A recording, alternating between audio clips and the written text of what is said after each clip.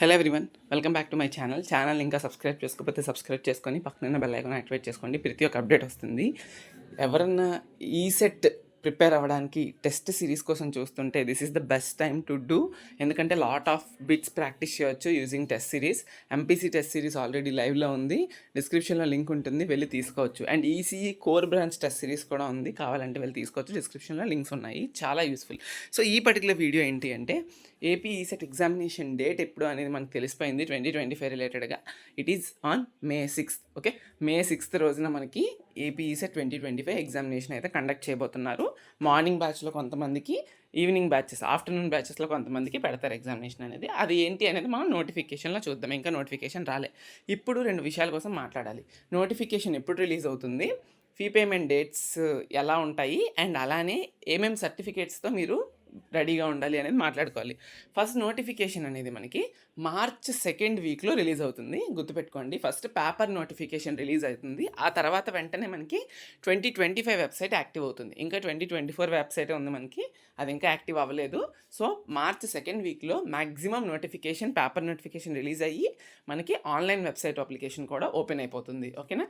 So ఇది గుర్తుపెట్టుకోండి. So from March 2nd week నుండి మీకు April 2nd వీక్ వరకు 100% డ్యామ్ ష్యూర్గా మీకు డేట్స్ ఉంటాయి. అంటే లైక్ 1 month టైం అయితే ఇస్తాడు. ఫర్ సపోజ్ మీకు March 12th నుంచి పేమెంట్ స్టార్ట్ అయితే ఫీ పేమెంట్ April 12th వరకు ఉంటుంది. అలా 1 month, ఏ రోజు నుంచి స్టార్ట్ అయితే ఆ రోజు వరకు maximum March 2nd week to April 2nd week ఉండే ఛాన్స్ ఉన్నది ఫీ పేమెంట్కి. 1 month time. Okay, after that మీరు ఫిల్ చేసేటప్పుడు కేర్ఫుల్గా ఫిల్ చేయాలి.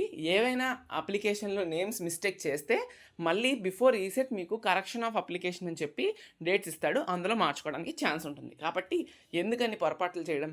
చేసేటప్పుడు నీట్గా ఫస్ట్ డేనే చేయాలని లేదు, సెకండ్ డే థర్డ్ డే నీట్గా చూసుకొని, టైం చూసుకొని నీట్గా చేయండి. Okay, that has to be needed. And then ఏమేమి కావాలి రిక్వైర్డ్ సర్టిఫికేట్స్ అండ్ ఏం కావాలంటే మీకు బ్యాంక్ డీటెయిల్స్ ఎలాగా కావాలి, qualifying examination appeared or passed.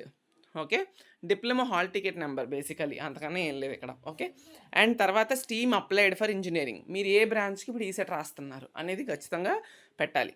And then వచ్చేసినప్పటికి date of birth as per SSC మాత్రం ఉండాలి. And hall ticket number of SSC or equivalent, means CBSE, ICSE, మీరు ఏ దాంట్లో రిలీవ్ అయితే 10th ఆ board examination hall ticket number ఉండాలి.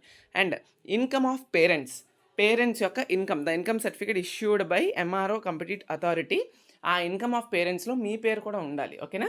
Like మీ father పేరు, మీ పేరు కలిపి ఇన్కమ్ సర్టిఫికేట్ చేస్తారు స్టూడెంట్ పర్పస్గా. అంటే మీకు ఆల్రెడీ ఉండుంటే నో ప్రాబ్లం, ఒకవేళ లేకపోతే మీరు చేయించుకోవచ్చు. ఇంకా టైం ఉంది కాబట్టి వెళ్ళి చేయించుకోండి ఇన్కమ్ సర్టిఫికేట్, ఎందుకంటే ఇన్కమ్ సర్టిఫికేట్ నెంబర్ అడుగుతాడు.